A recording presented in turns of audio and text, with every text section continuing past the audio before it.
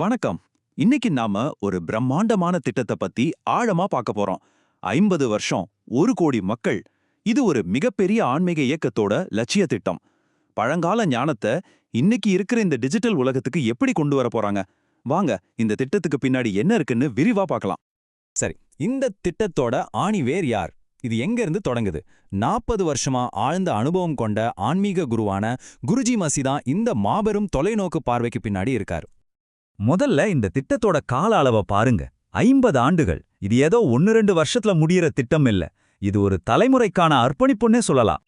அதோட இலக்கம் அதே அளவுக்கு ரொம்பவே பிரம்மாண்டமானது. 1 கோடி மக்களை, அதாவது 10 மில்லியன் தனிநபர்களை உலகம் முழுக்க நேரடியா சென்றடையணும். இது உலகளாவிய அளவுல ஒரு பெரிய மாற்றத்தை நோக்கிய முதல் படி. ஆனா இவ்ளோ பெரிய இலக்க எப்படி அடைய முடியும்? இது வெறும் எண்ணிக்கைய பத்தினதில்ல.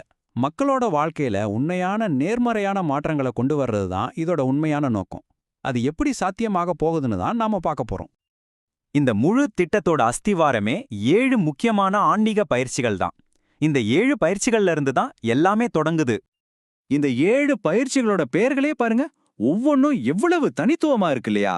கண்மணி தவம், கற்பூர தவம், அச்சம் தவிர் பயிற்சின்னு.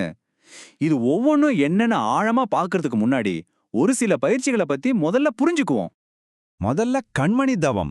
இது ரொம்பவே ஆச்சரியமான ஒரு விஷயம். ஏன்னா பொதுவா தியானம்னாலே கண்களை மூடிக்கிட்டு தான் செய்யணும்னு நாம நினைப்போம். ஆனா இந்த தியானம் அந்த பொதுவான கழுத்தையே உடைக்குது. இதுக்கு பின்னாடி இருக்கிற கருத்து ரொம்ப ஆழமானது. அதாவது தெய்வீகத்தை தேடி நீங்க வெளியே எங்கேயும் போக வேணாம். அது உங்களுக்குள்ளேயே ஒரு பொன்னிற ஒளியா இருக்கு. அத திறந்த கண்களோட கவனம் செலுத்துறது மூலமாவே உணர முடியுங்கிறது தான் இதோட தத்துவம். நமக்குள்ளேயே கவனம் செலுத்துறது ஒரு வகைனா, நமக்கு வெளியில இருக்கிற ஒரு பொருளை வச்சு தியானம் பண்றது இன்னொரு முறை. அதுக்கு ஒரு சிறந்த உதாரணம் தான் இந்த கற்பூர தவம். இப்போ இந்த ஸ்லைட்ல ரொம்பவே சுவாரஸ்யமான விஷயம் என்னன்னா, கற்பூரத்தோட அந்த மனம், அதோட காட்சி, இந்த மாதிரி உடல் ரீதியான உணர்வுகளை எப்படி ஒரு ஆழமான ஆன்மீக அடையாளத்தோட இணைக்கிறாங்கங்கிறது தான். மனசை ஒருமுகப்படுத்த அந்த சுடர் ஒரு கருவியா பயன்படுது. சரி, இந்த பழங்கால பயிற்சிகளை எடுத்துக்கிட்டு அதை எப்படி 10 மில்லியன் மக்கள் கிட்ட கொண்டு போய் சேர்க்கிறது? அதுக்கு கண்டிப்பா ஒரு தெளிவான நீண்டகால திட்டம் வேணும் இல்லையா? இந்த 50 ஆண்டு பயணத்தை 3 முக்கியமான கட்டங்களா பிரிச்சிருக்காங்க. முதல்ல ஒரு வலுவான டிஜிட்டல் அடித்தளம், அப்புறம் உலகம் முழுக்க விரிவாக்கம், கடைசியா ஒரு நிலையான சமூகத்தை உருவாக்குறது. வாங்க ஒவ்வொன்னா பார்க்கலாம். முதல் 5 வருஷத்துல முழு கவனமும் ஆன்லைன்ல ஒரு வலுவான அடித்தளத்தை உருவாக்குறதுல தான். ஒரு நல்ல வெப்சைட், யூடியூப், இன்ஸ்டாகிராம் மாதிரியான தளங்கள்ல ஈர்க்கக்கூடிய வீடியோக்கள், கட்டுரைகள்னு ஒரு டிஜிட்டல் இருப்பை உருவாக்குறது. ஒரு தடவை இந்த ஆன்லைன் அடித்தளம் வலுவானதுக்கு அப்புறம் அடுத்த 15 வருஷம் இந்த ஞானத்தை உலகம் முழுக்க கொண்டு போறதுல தான் கவனம். பல மொழிகள்ல மொழிபெயர்ப்பு செய்யறது, முறையான ஆன்லைன் கோர்ஸ்கள் உருவாக்குறது மூலியமா இதை சாத்தியமாக்க போறாங்க. இங்கதான் நவீன தொழில்நுட்பத்தோட பங்கு ரொம்ப முக்கியமா இருக்கு. டீச்சபிள், மைண்ட் வேலி மாதிரியான பெரிய ஆன்லைன் தளங்களை பயன்படுத்தி இந்த ஆழமான படிப்புகளை உலக தரத்துல நடத்த போறாங்க. கடைசி கட்டம், அதாவது 21வது வருஷத்திலிருந்து 50வது வருஷம் வரைக்கும் ஒரு மிகப்பெரிய மாற்றம் நடக்குது. இனிமே புதுசா மக்களை சென்றடையறத விட ஏற்கனவே இருக்கிற சமூகத்துக்கே அதிகாரம் கொடுத்து அதை ஒரு தன்னிறைவான அமைப்பா மாத்துறது தான் நோக்கம்.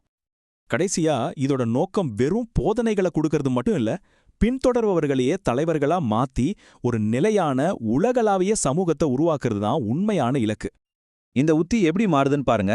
ஆரம்பத்துல குருஜி மசி மட்டும் சொல்லிக் கொடுக்குற மாதிரி இருந்து, போக போக அந்த சமுதாயத்துல இருக்கிறவங்களே ஒருத்தருக்கு ஒருத்தர் கத்துக் கொடுத்து ஒருத்தரோட வளர்ச்சிக்கு இன்னொருத்தர் உதவுற ஒரு பரவலாக்கப்பட்ட அமைப்பா இது மாறுது. இவ்ளோ பெரிய திட்டம் 50 வருஷத்துக்கும் மேல நிலைச்சு நிக்கணும்னா அதுக்கு ஒரு நிலையான நிதி ஆதாரம் கண்டிப்பா வேணும் இல்லையா?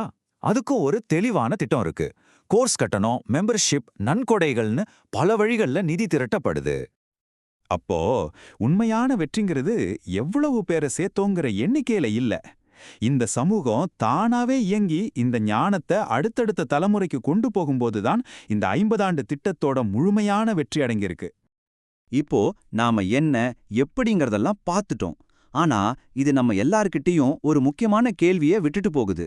இந்த வேகமான டிஜிட்டல் உலகத்துல பழங்கால ஞானத்தை வச்சு ஒரு உண்மையான உலகளாவிய சமுதாயத்தை உருவாக்குறதுக்கு உண்மையிலே என்ன தேவை? யோசிச்சு பாருங்க.